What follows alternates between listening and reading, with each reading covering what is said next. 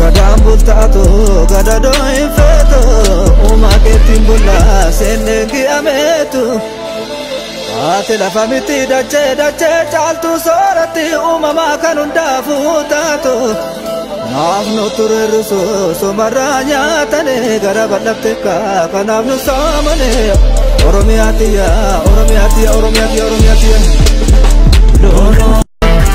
Looroo harka fuunee daawwattoota keenyaa kun qophii ODM'dha. Qophii qorraa keessatti dhimma afaan keenyaa dhimma afaan Oromoo irratti hayyoota Oromoo afuranii akka keessummaatti qabadhee dhiyaateera. Hayyoota keenya kanaa baay'ee isaanii wajjin wal beektu Dr. Olii Gurmuu Bachee hin beektu Kaalifoorniyaa irraa. Profeesar Badhaasaa Taaddasaa Minnesotaa irraa hin beektu. Dr. Hundaasaa Sheetee Hundee Utaarraa hin beektu. Dr. Insarmuu Teessoo akkuma kana Texas irraa hin beektu. Egaa keessummoonni koo kun har'a ogummaa adda addaa qabu. Ogummaa isaanii wajjiniinanii dubbadha miti ammaa. Garuu ogummaa walitti qabnu tokko kan hundi keenya shanan keenya walitti qabnu tokko dhimma keenya dhimma afaan Oromoo irrattanii muuxannoo isaaniif yaada isaan qaban irraa qoodachuufan dhiyeessee hayyoon isaa inni guddaan Oromoon Oromiyaa ala jiru hundumtuu afaan isaa akka baratu daa'imman isaa akka barsiisuu fi ka'umsa kan ta'u ka'umsa yaadaa irraa waraabbachuudhaafanidha. Egaa kallattumaan gaaffiitti seenuudhaaf Dr. Oliin gaafadha. Dr. Olii dhimma afaan Oromootii fi walumaa galatti dhimma afaan Oromoo wal qabatee mudannoo qabduu fi barbaachisummaadhuma afaan Oromoo yoo gabaabumatti nutti himte yoon sirraa jalqabee jiru. Egaa galatoon hammaan ani beekutti afaan Oromoo ukkaamamee turuurraan kan ka'e afaan warra kaan wajjin gita dhaabbatee guddachuu dadhabuusaa yeroo dura qubeen dhufe jedhamee gaafan ani ufubee kan kunoo haayiskuulitti qubee kana kiisii keessatti baannee deemna ittiin katabuudhaaf ijoollee warra nu booda jirtu qubee afaan Oromootiin laatiniidhaan katabuun kun akka dinqiitti waan ilaalamuu fi kana gochaa turre garuu qubee sana baattee argamte jennaan mana hidhaa waan seentuuf qubeedhuma qabnu kanarrayyuu kiisii keessaa baasnee gagganne this is just yeroo dargiin itti reefu dhufuu kanadha. Kanaafuu baay'ee boodatti hafeera unumtuu afaan keenya ilaaluudhaaf afaan keenyi kun afaan Amaaraa sanadha jennee dubbachuudhaaf xiqqootu nu hafee ture. Kan amma deebi'ee kunoo yeroo gabaabaa keessatti afaan Oromoo har'a akkatti haasa'amu akkatti dubbatamu yeroo laaltu akkatatti jaallatamuu qabu akkatatti miidhagu kana yeroo ilaaltu dhugaa baay'eedha ajaa'iba naaf ta'a. Ani biyyaatti ergiin bahee yeroo dheeraadha. Garuu immoo guddina afaan Oromoo yeroo gabaabaa kanarratti irra ga'e yeroon argu gammachuu guddaadha. Egaa hamma kana kaniin ani beeku kana ammaaf. Haa ta'u ulfaadha. Egaa Dr. Insarmuu Teessoo gama keetti yeroon deebi'u naannoo akkuma hawaasummaattu naannoo keessa jiraataa jirtu keessaa wal qabsiiftee yeroo baay'ee immoo yaalii ati qubeewwan tokko jechoota tokko gara afaanitti jijjiiruu barbaadu irratti jechoota teknooloojii kanaan wal qabsiisee muuxannoo fi barbaachisummaa amma afaan Oromoo sii qabu attamiin ibsita? Ani afaan Oromootiin injineringii afaan injineringii fi afaan konistiraakshanii afaan diizaayiniitti jijjiiruu yaaleera. Baay'ee sooressadha afaanicha achi keessaa afaan teekniikii gochuun afaan injineringii gochuun baay'ee namatti tola. Baay'ee salphaadhas waan baay'ee argachuun danda'ama. Meeshaa aadaa keessaa fuunee jechoota aadaa keessaa fuunee jechoota bubbulan keessaa fuunee akka ammayyaatti itti fayyadamuun danda'ama. Garuu kana keessatti otoon tuqiin waan Dooktar Isaa of korchi gidduutti sagaleen kee xiqqoo gadi nu jalaa bu'ee itti nu dabali. Waanan ani kana gidduutti otoon dubbatiin hin darbiin barbaadu tokko keessa hin darbine barbaadu keessa afaan mallattoo eenyummaa keessaa warra barbaachisaa san ta'an keessaa warra sadii keessaa gurguddaa ta'an keessaa tokkodha. Identitii namaa, identitii Oromoo, identitii saba tokko jiraachisuudhaaf akka eenyummaa ofiitti aadaa ofii hawaasa keessa jiru beekumsa hawaasaa wisdomii jiru dhaloota dhufuutti dabarsuudhaaf akka meeshaa guddaatti itti fayyadamaa amantii waan baay'ee amantii biyyi suni qabu hawaasni tokko qabutti fayyadama jechuudha. Warri koloneeffataa kuni yookaan warri sanyii fixan warri ethnic cleansing godhani adeemsisanii dura afaan sana balleessu. Afaan sana gaafa balleessan eenyummaa sana ajjeesanii jechuudha. Hawaasa sana ethnically cleansed ta'e jechuudha. Aadaa isaa keessaa inni guddaa keessaa inni tokkoffaatti mallattoon hawaasaa suni afaanidha. Afaan sana keessaa balleessinaan akka ajjeeste lakkaa'ama. Identity crisis keessa galaa. Then isa booddee ethnically cleansed ta'eera jechuudha. Inni sun genocidein irratti deemeera jechuudha waan kun. Kanaaf hedduu nu barbaachisaa namootumti Oromoon afaan biraatiin barreessinu yoo jiraate afaan Oromootiin barreessuun identitii ofii akka eeggachuutti eenyummaa ofii akka eeggachuutti baay'ee barbaachisaa akka ta'e namoonni hubachuu qabu. Haa ta'u gama Piroofeesar Badhaasaatti yoon deebi'e Piroofeesar hamman beekutti biyya Ameerikaa kana keessatti biyya Oromoon bal'inaan keessa jiraatu keessaa Minnesotaan tokko yookaan immoo caalaan mattuu Ameerikaa kana keessaa steetii yookiin kutaa biyya Oromoon baay'inaan keessa jiraattaatis naannoo ati jirtutti haalli afaan kana dubbachuutti fayyadama afaan kanaa fi beekumsi afaan kanaa maal fakkaata muuxannoodhuma hawaasa naannoo keessa jirurraa haala baay'ee idilaawaa ta'een formaal ta'een afaan Oromoo barumsi afaan Oromoo daa'immaniif kennamaa jira. Namoonni iddoo akkamitti gargaaramu baay'ee immoo gargaaramu kan muuxannoo kanaan wal qabsiistee mudannoo afaanii Oromoo wajjin wal qabullee yoo qabaates achuun maal odeemte beeksa. Hayyee beekam galatoomii caraanaa kennitee fi eeyyee akkuma beekamu Minisootaan Oromiyaa ishee xinnoo jenna nuti. Warri Oromiyaa amma bushan dhiyoo kana jaamu torba dura dhufanii Oromiyaa ishee guddoo jedhanii deemanii. So eeyyee Minisootaan Oromiyaa guddoos Oromiyaa xinnoo kan jedhamtu riizinii mataa ishee qabdi. Baay'ina Oromoo duwwaa otoo hin ta'iin Oromoon iddootti aadaasaaf eenyummaasaa walitti tuutee, walitti gitee, walitti deemee ibsachuu danda'udha. Mootummaan kutaa biyyattiis sana sirriitti rikognaayizii godhee waan baay'ee waan saba kanaaf godhe qaba. Afaan Oromoo mana sagadaatti itti fayyadamu charchii keessatti namoonni baay'ina gatii qabaannuuf walitti deemnee itti wanni jenna. Afaan Oromoo ijoolleen Oromootaa baay'ee gatii ta'anii fi yeroo walitti dhufan itti kominikeetii godhu. Afaan Oromoo akkuma Dooktariin Sarmuun ibsee mallattoo identitii individually nama tokko or sabaati. Kan immoo Minisootaa keessatti waan hundaa caalaa argina.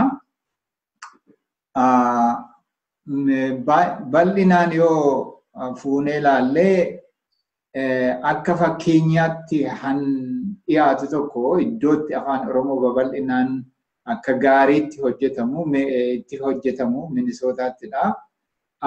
Mootummaan Minisootaas isteetichaa jechaadha. gargaarsa hawaasa kanaaf godhurraa kan ka'e fakkeenyaaf University of Minnesotaatti hin kennama afaan Oromoo akka saabjektii tokkootti. Churchii keessatti ilmaan Oromoo karaa adda addaa dhufanii as jiranii ijoollee isaanii akka isaan baratanii carraan kennuu fi ni barsiisu. Guddina afaan Oromoof tattaaffii hedduutu godhamaa jechuudha. Karaa biraa ijoolleen keenya biyya kanatti dhalattee afaan yoo hin beekan illee ta'e for many reasons yoo afaan beekuu wallaalanii hiriyoonni isaanii afaan Oromoo dubbatanii iddoo jiran gatii dhaqanii fi peer pressure jettu faranjiini akka hiriyoota isaanii ta'anii afaan sana baruu fi pressure isaanirra jira jechaadha. Kuni anaan uummata Oromoo akka maatiitti akka haadhaaf akka abbaatti hin gammachiisu.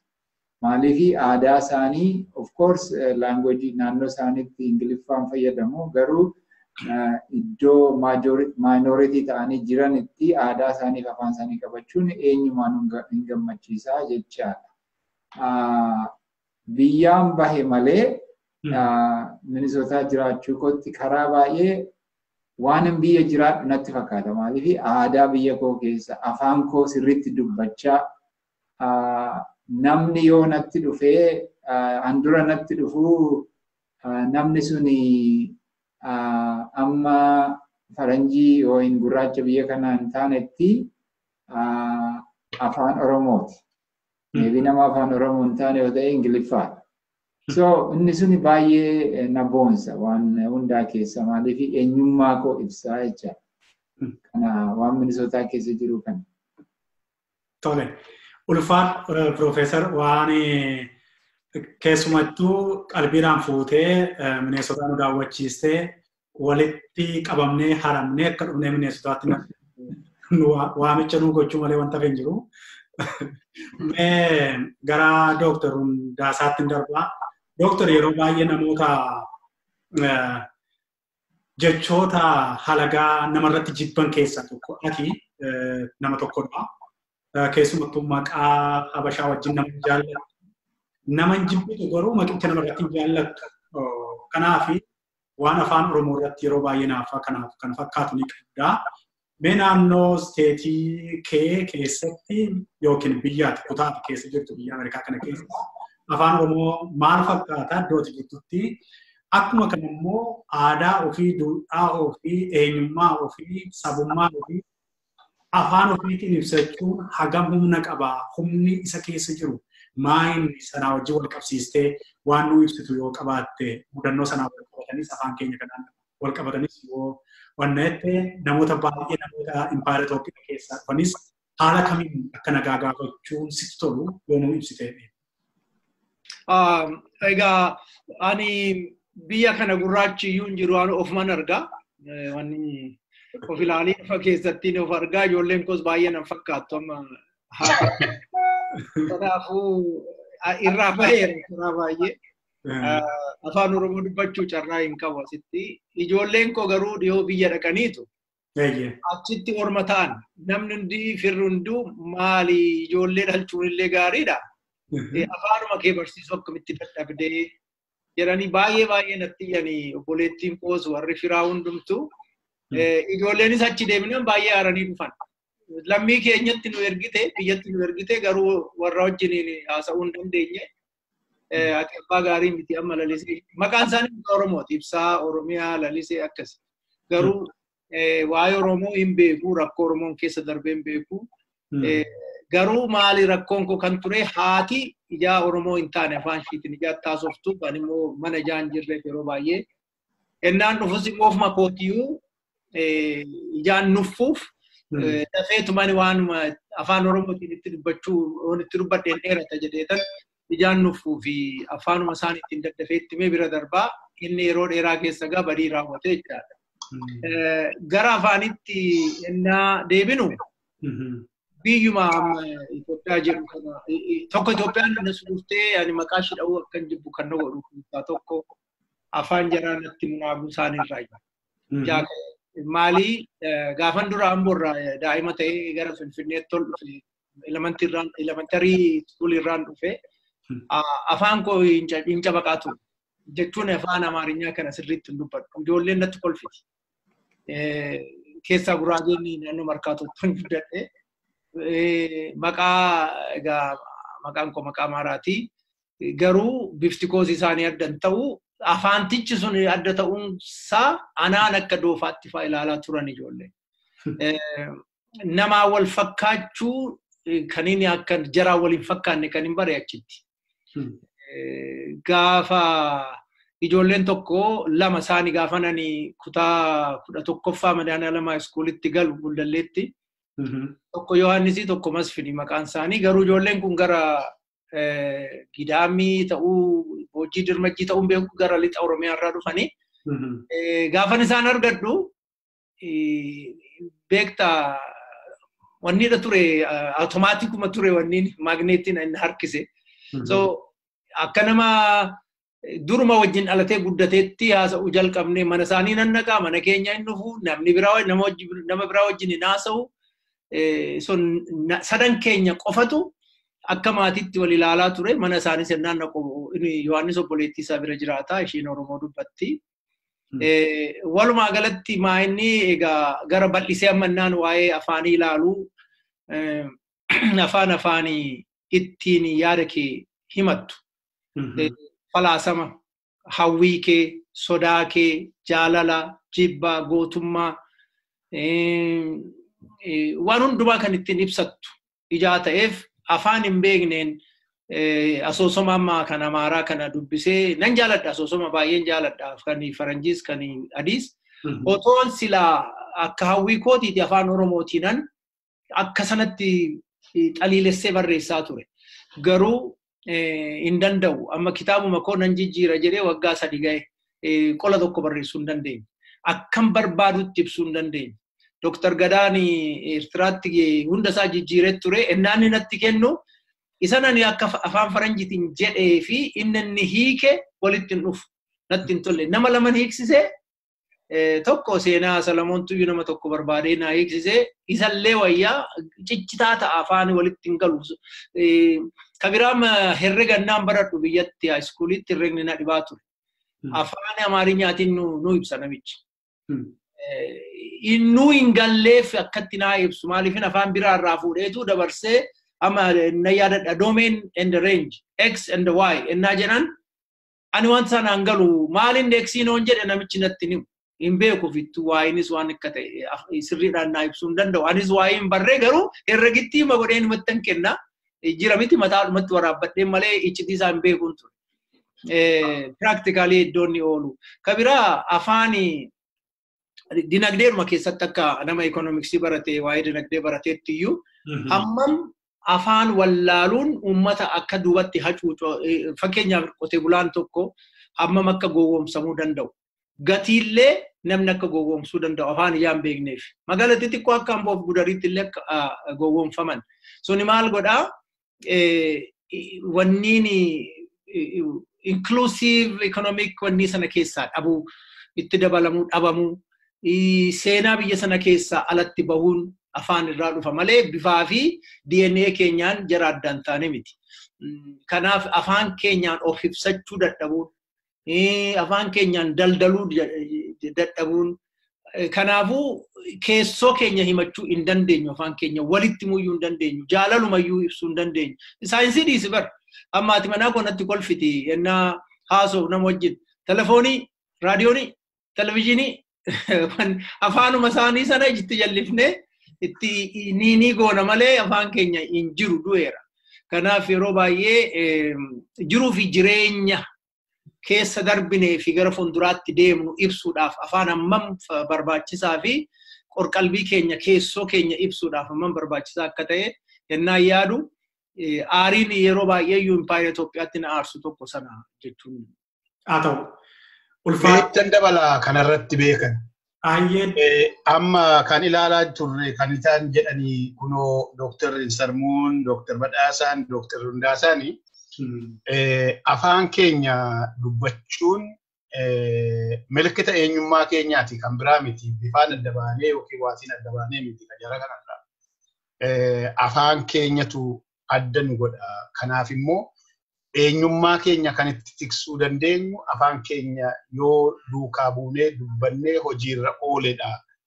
Abashaan duraan dursee identitiin sun akka inni badu kan inni godhe afaan sun akka hin dubbatamne gochuudha.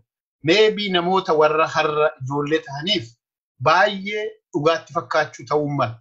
Garuu warra dura wanni keessa dhufnee fi gaafa dhufnee Finfinnee faageenyu awutoobisii keessa yeroo littu hin dubbatiin afaan Oromootiin jedhamna turre. Warruma firoota keenya, obboloota keenya, durbii keenya wajjiraan maaliifi gaafati afaan Oromootiin dubbattu Abashaan hattuun si duukaa buuti gabaa wanni keessa si saamti. Kuni gochuu kan inni ta'e identity kee akkam beekamu, identity kee akkam dhokatu, akkati sana hin dubbanne godhameera, miidhaa guddaatu irra ga'eera afaan kanarraa. Har'a yeroo gabaabaa kana keessatti iddoo kanarra gaafa geenye afaan kun akka inni miidhaa'u gaafa hin arginu. Afaan kun ittiin baacoon afaan kanaan waan adda addaa aktiin yeroo irratti ittiin godhamu yeroo arginu hammam akka inni miidhaa'u akka inni namatti tolu miidhagina akka qabu baay'ee irraatiiti argaa jirra.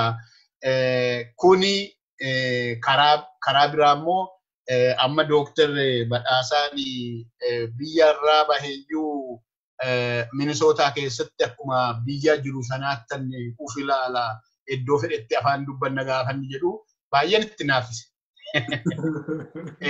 Nu biratti naannoo tokko kan jirru nuti nama jahan keenya iyyuu mana tokko gallaa egaa ijoollee koo jechuudha. Warra kana iddootti afaan barsiisnu akkatti waa hubatani gochuun baay'ee rakkisaadha. Eenyummaan isaanii baduutti jira jechuudha. Amma fakkeenyaaf dhiyyeenya kana warra Abashaa maaltu ta'edhanii Abashaan hin xiqqaate moo maal jedhanii nama eenyummaa dhugsaayyuu. Maaliif kuni maaliif xiqqaate yoo jette namoota dur ani Abashaa ofiin jedhu, ani Amaara ofiin jedhu, Amaara gatii dubbate, Amaarummaatti kan lakkaa'ame. Maqaan isaa Amaaraan gatii bahe, Amaaratti kan lakkaa'ametu har'a gadi bahee Oromoo ta'e, Agawuu ta'e, Qimaanti ta'e, waan hunda gaafa ta'u Amaarri kan jedhamtu safara buute, waan buute dhabde, iddoo buute dhabde. Kanaafuu afaan Oromoo identity keenya ni tiksa, eenyummaa keenya ni tiksa ni jedhu dhugumadha.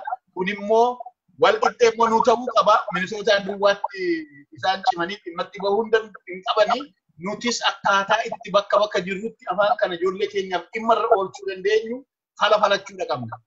Ata'u ulfaadhu Dooktar Olee baay'ee ulfaadhu. Dooktarin sammuu teessoo gara Teksaasitti maal akka inni fakkaatu achumaan xiqqoo nuuf ibsaa. Waan koomunitiin Oromoo naannoo sana keessa jiranii maal afaan kana akkatti gargaaramaniif. Waliigala immoo afaan kana barsiisuun bu'aa inni qabu. Yoommoo gosa barnootaa fakkeenyaaf amma idduma kana kan jiru amma baay'een keenya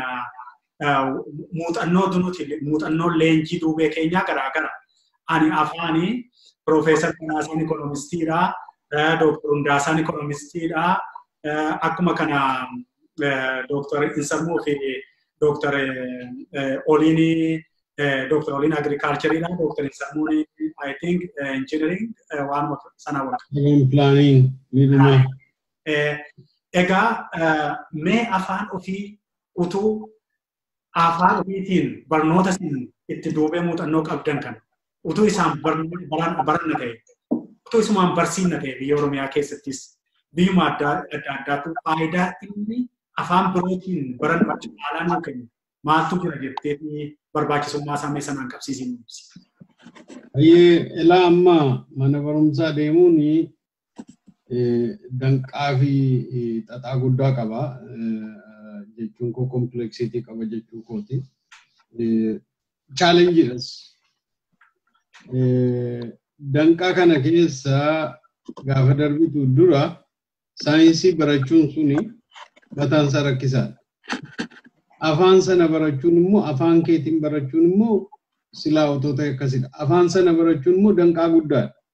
Amma gaafan ani baradhu barsiisaan waan inni jedhu maal jedhee akkas jedhe nutti fakkaata akkas jedhe nutti fakkaata akkas jedhe miti waliin jenna malee waan barsiisaan sun jedhu tasumaan dhageenyu ture. Gaafa dhaqnee kutaa 8 kutaa 9 kutaa 10 gaadeemnu gaafan afaan Amaaraa amman akka sirriitti anan qulqulleessee dhaga'utti ka'e naannoo haayiskuulee kan ga'eeti. Isa dura hin hubadhuun ture. Amma fakkeenyaaf mana barumsaa keessatti saayinsiin hiwoot jedhamu kitaabni tokko jira ture. Adoonnoo warraan qaqqabdanii ture. Maal jedhaa fooxaanii shinti beeti ያለው ፎጣ እንዴት ይደርቃል jedha. Nuti mana fincaanii hin beeknu manuma barumsaa keessa jiru piitilaatriinii tokkitti qofa jira diistiriiktii sana keessa. Namni mana fincaanii qabu hin jiru. Tokko achi keessa immoo fooxaan hin jiru. Annuti beeknu fooxaa mormatti marannee uffannee deemna malee mana fincaanii maaltu ta'a maaliif goga? Annuti baasnee gogsinu aduuttidha. Isaan edaa an isaan jechuu barbaadaniiru aduutu gogsa miti namni keenya aduutti baasee gogsa ho'atu wanni sana keessa jiidha sana keessa baasee akka inni dhaqee gogu godhaa isa jedhu sana nu barsiisudha. Argite ifa sana ifa biiftuurraa dhufu otoo hin ta'in ho'atu gogsaa isa jedhudhaan isaan barbaadan. Still immoo mana keessa jira kanaaf goga jechuu barbaadan. Ani hamman dhaqee yuunivarsiitii galutti waliin sanaaf naan galle ture. Isuma dhugaan jedha. Gaafa yuunivarsiitii galu mana barumsaa barsiisota keenyaa keessa gaafa argu edaa fooxaan jira. Kana jechuu isaanii teedhaanii isa jedhu waggaa dheeraa booda naa galee jechuudha argite. Kuni rakkina qaba. Afaan ittiin baratan murteessaadha. Chaalenjiin afaan barachuu mana barumsaa barachuun chaalenjii tokko ta'ee afaan sana keessaan barachuun immoo baay'ee hedduu nama rakkisa. Afaan biraa gaafa barannu afaan Ingilishii gaafa barannu immoo afaan Amaaraa baranne afaan Amaaraa keessaan afaan Ingilishii baranne jechuudha. Afaan Amaaraa sana iyyuu sirriitti hin beeknu afaan Ingilishii immoo achi keessaan qaqqabuu yaallee jechuudha. Argite. Kuni rakkina chaalenjii hedduu keessa darbinu. Tokkoffaa kaarikulamiin biyya sana jiru suni haala Oromoon keessa jiru yookaan haala biyya sana keessatti uummanni tokko hawaasni tokko keessa jiru irratti hundaa'ee dizaayinii hin taane kaarikulamiin suni. Kaarikulamiin suni ani inni qophaa'eeru warra magaala jiruufidha jechuudha. Mani inni wanni ta'e fakkeenyaaf fidanii nuu kennanii jechuudha. Inni kaan Tonkolonyaa Kabbadee jedhanii fidanii kitaaba tokko fa'aa taarikinnaa misaalee fa'aa jira. Waa tokko waliin isaa toonaan galiin darbeera maal jedha ture waan inni jedhu hin galu maqaasaa malee. Lammaa Bagabayaa. Lammaa Bagabayaa. Hundee isaa ayidallam. Kunoo akkasidha. So kuni rakkina guddaa qaba amma deebinee waa laallu ani mana barumsaa keessatti nagarafaniiru afaan Oromoo dubbachuun dhorkaa ture. Namoonni qaacimmatanii mana barumsaa galanii namoonni gurguddatanii mana barumsaa galanii dhoksanii dubbatu walitti dubbatu. Ani ijoollee waanan tureef olma fuudheen dubbadhaa maqaa koo abbaa barreessuu hin beeknu suuru poolis jedhanii ijoollee keessa barreessi jedhanii warra nu basaasanii maqaa barreessantu jira. Dhaqeen maqaan koo waamamee garafamuu malee namni waan hin beeku jiru. Warri garafaa turaniyyuu maaliif akka akkas godhan hin beekani. Edaa isaan akka ethnic cleansing rangii irratti bobba'anu ofii isaanii iyyuu hin beekani jechuudha. Tokko kanadha. Amma mootummaadhumti Itoophiyaa sunu gaafa afaan biheeraawii qaanqaa jedhanii kaanii naashinaal laanguujii kana murteessanii inni mataansaa jenosaayidii isa guddaadha. Biyya tokko irratti afaan tokko impooz goote kana dubbadhu jechuun jenosaayidii ethnic cleansing guddaadha inni deemsifamu jechuudha. Sanu intenti akkasii kana barreessitee konstituushinii biyyaarra kaa'u jechuun wallaalummaadhumarraa ta'ee yookaan beeka akkas godhaniiru ta'ee hin beeknu suni akkasitti rakkina guddaa waa jedhu waa tokko ni naadachiise sarmuun dhiifama Profeesar Badhaasa. Ennaa gudar barannu kutaa furii mucaa wayiitu turee dhufe barfachuu hin dandeessu kutaa dura galtee taa'u sirra jira. Namichi nama reebu tokko jira. Xilaawun molee jennaan mataan isaa moluudha. Nama reebu. Dhaqiitii muradhu ulee harcumee ofumaan murattee dhufte beekta gaattiraa kana yoo xinneessitee murtee dhufte isatu dhaqee muraa gaaf sana kudhanfaa jaamuruu baay'istee fiduu sirra jira. Booddee gurbaan boruu jedhuun boruun kun uffatee dhufe. Anta lamin taaraf daalle jedheen jennaan agaree ruuknoo tiichar jedhamu maaster jedheen. Yetu agaree jennaan baddaanoo jedheen. Yemaan baddaa yemaan baddaa jennaani lafti isaa lafa naannoo baddaa sanatti namni abboomu nama Qaanyaasmaach Kumsaa jedhamutu natti fakkaata. Giraasmaach Kumsaa baddaa jedhee. Utuurra deebite dooktar baddaa jechuun baddaa. Baddaan egaa lafa ol jedhu. Gaararra jechuudha. Gaararra jechuudha. Amma afaan Amaaraatiin maal faranjiitiin maanni dooktar.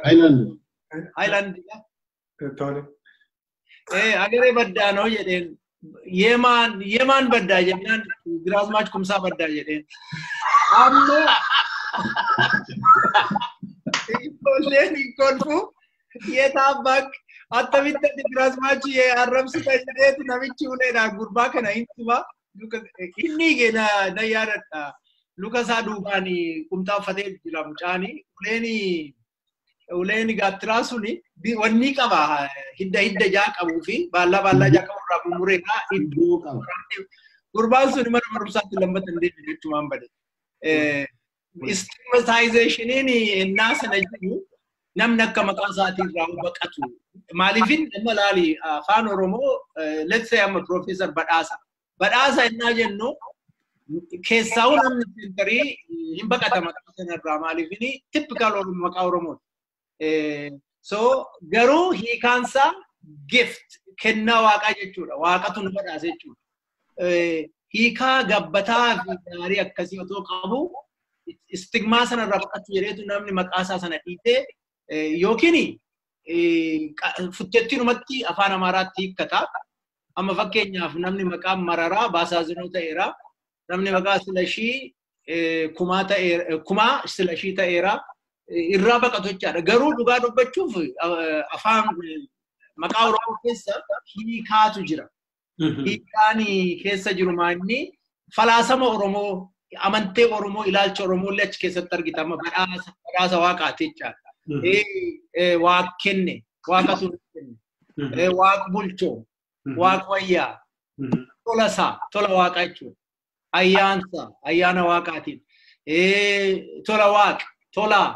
Tolcha, ayyaantu, ayyaana, jiru ayyaane. Wanti kun waan namni amantee sana maqaa sana keessaan calaqqisiisa. Garuu istigmaa ijaatti galchaniif falaasama Oromoo sanallee ijaa gadi cabsuuf afaan Oromoo dhoowwamuunsaa hammam istigmaa akka uumee fi namni afaan sana Amaarinyaa sirriitti hin beekne caccabseennaa dubbatu immoo itti kolfu amma fira koo tokko jira maqaan isaa Tafarraadha. Garuu kubbaa lukaannaa alatti taphannuyyuu qabbilanyi baakki jedhe. Amma maqaa isaa Tafarraa dhiisanii qabbilanyiin beekama. Maaliifin inja jallisaa faamicha sirriitti ijaan beekne. So istigmaa sitti maxxansaniitu si saalfachiisu. Kanaaf falaasamni Oromoo sin du'ee ofitti amanuun hin du'ee gabrummaan ni jennu of taatee dhaabbattee ani nama jechuu sanayyuu akka mataan kee gadi cabu ta'ee jechuudha. Baay'ee ulfaadhaa egaa daawwattoota keenya amma ammaatti keessummoota koo ani wajjiniin ture Dr. Olii Gurbuu Bacheetii lammata irratti Profeesar Badhaasaadhaa sadaffaa irratti Dr. Hundaasaa Sheetii Hundeetii arfaffaa irratti Dr. Insarmuudhaa egaa amma ammaatti kutaa jalqabaa kana keessatti mudannoo waan nama kolfisiisus waan faayidaa afaanis waan dhimma afaanis wal qabatee gaarummaa afaan keenya keessa jiru tokko tokko walii wajjin ilaallee kutaa lammaffaan hamma walitti deebinutti nagaatti isiniin jedha ulfaadhaa fayyaa ta'a. Ammas egaa walitti gadoora haree qofatu kuusee wangadeedha. Jireenyi koosuma duuti koosirratti otaalutu jiru yakkuma simiti.